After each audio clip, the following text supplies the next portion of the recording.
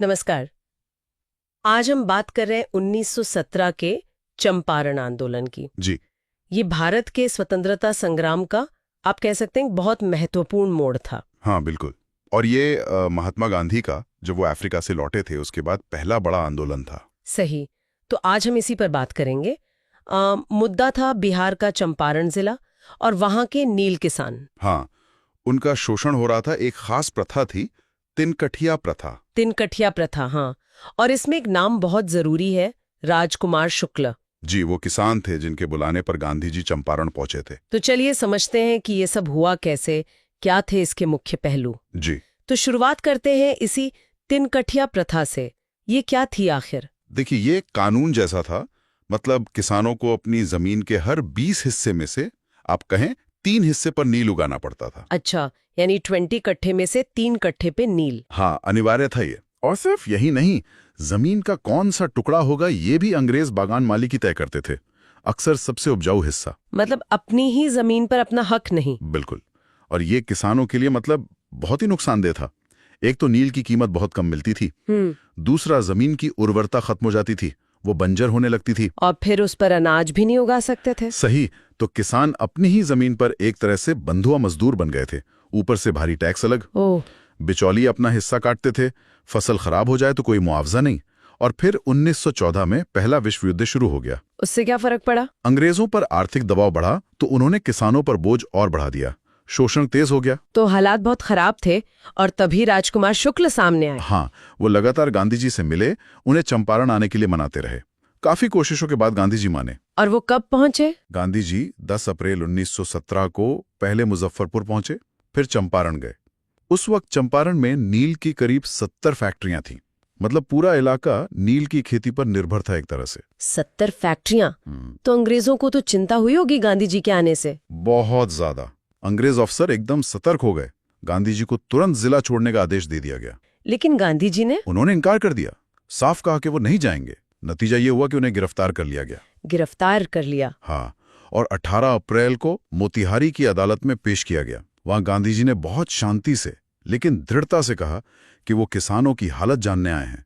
सच जानने के लिए वो कोई भी सजा भुगतने को तैयार हैं। ये तो एक तरह से सीधी चुनौती थी अंग्रेजी हुकूमत को। बिल्कुल। और इसका असर भी हुआ। मजिस्ट्रेट भी समझ नहीं पाया कि क्या करें। उसने फैसला टाल दिया। अच्छा। फिर बात ऊपर तक गई। विश्व युद्ध का माहौल था। अंग्रेज कोई नया हंगामा नहीं चाहते थे, तो उन्होंने गांधी जी पर से मुकदमा वापस ले लिया। कमाल है। और न सिर्फ वापस लिया बल्कि उन्हें जांच करने की इजाजत भी दे दी। ये भारत में सत्याग्रह की मतलब सत्य और अहिंसा के रास्ते पर चलकर विरोध करने की पहली बड़ी जीत थी। बिना किसी हिंसा के, कानून का पालन न करके भी जीत हासिल की। जी हाँ। तो इसके बाद जांच कैसे हुई? गांधी जी अकेले नहीं थे, उनके साथ राजेंद्र प्रसाद, अनुग्रह नारायण सिन्हा जैसे कई बड़े नेता जुड़े।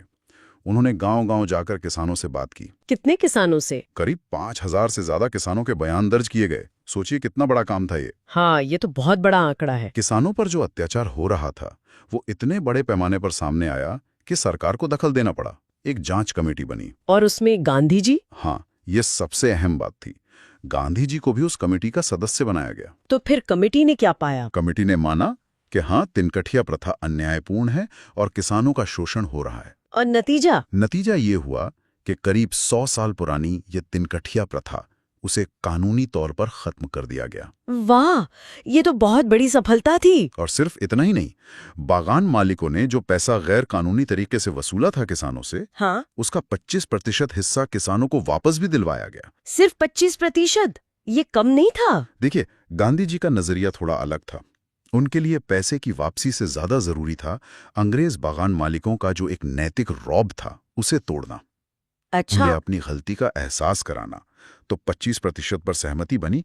अहम बात यह थी कि किसानों का डर खत्म हुआ। उन्हें लगा कि वो भी लड़ सकते हैं, अपनी आवाज उठा सकते हैं। हाँ, ये बात तो है। गांधी जी चाहते थे कि किसान खुद अपनी लड़ाई लड़े, इसलिए उन्होंने शुरू में इसे पूरी तरह राजनीति से दूर रखा था। तो क्या ये आंदोलन सिर्फ चंपारण तक ही सीमित रहा या इसका असर पूरे देश पर पड़ा? नहीं नहीं, बिल्कुल सीमित नहीं रहा। चंपारण ने ही गांधी जी को पूरे भारत में एक बड़े नेता के रूप में स्थापित किया। लोगों ने जानने लगे। अच्छा। ये भारत में सत्याग्रह का पहला सफल प्रयोग था। इसी ने आगे के बड़े आंदोलनों की नींव रखी। जैसे असहयोग आंदोलन, नमक सत्याग्रह, भारत छोड़ो आंदोलन। मतलब चंपारण एक शुरुआत थी। बिल्कुल। इसने दिखा दिया कि बिना हथियार उठाए शांति से एकजुट होकर भी बड़ी से बड़ी ताकत का सामना किया जा सकता है। यहीं से गांधी जी असल में महात्मा बने, लोगों के नेता बने। तो अगर हम संक्षेप में कहें, चंपारण ने न सिर्फ एक शोषणकारी प्रथा खत्म की, बल्कि भारत की आजादी की लड़ाई को एक नई राह दिखाई। एकदम सही। एक नई दिशा और एक नया नेतृत्व मिला। चलिए, तो ये थी चंपारण सत्याग्रह की कहानी। अब जाते जाते एक छोटा सा सवाल आप सबके सोचने के लिए। जी। गांधी जी चंपारण जाने से पहले दक्षिण अफ्रीका में कितने साल रहे थे? सोचिएगा जरूर। अगली बार फिर मिलेंगे। नमस्कार। नमस्कार।